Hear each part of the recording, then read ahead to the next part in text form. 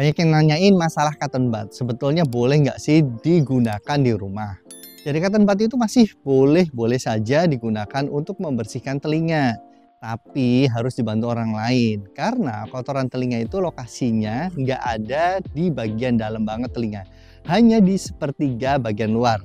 Kalau teman tahu nih, kalau misalkan kita ibaratkan ini kelingking, kita masukkan ke telinga ya, cuman setengah kuku atau satu kuku ini aja itu adalah lokasi kotoran telinga diproduksi. Jadi nggak sampai dalam-dalam banget.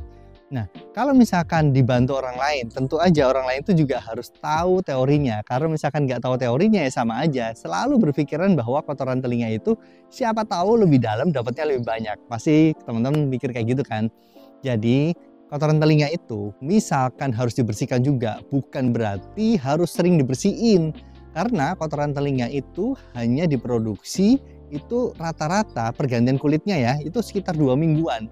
Jadi kondisi pembersihan kotoran telinga yang dianjurkan itu nggak boleh sering-sering, nggak boleh melebihi dari 2 minggu sekali atau sebulan sekali lah maksimal. Tapi ya sebetulnya kotoran telinga itu mempunyai mekanisme self cleaning, yaitu telinga mempunyai mekanisme self cleaning, yaitu membersihkan kotoran telinga sendiri atau keluar sendiri.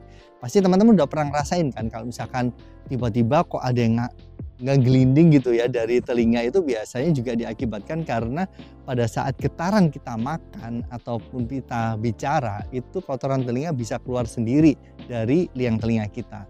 Itu self cleaning. Nah, kalau misalkan nggak dibersihin pakai cotton bud, sebetulnya ya aman-aman aja. Karena kalau misalkan terlalu bersih juga jadi masalah. Tapi memang ada beberapa orang yang pengen membersihkan kotoran telinga sendiri. Jadi yang saya anjurin nggak boleh sering-sering lebih dari 2 minggu. Dan harus dibantu orang lain ya. Jangan lupa harus dibantu orang lain.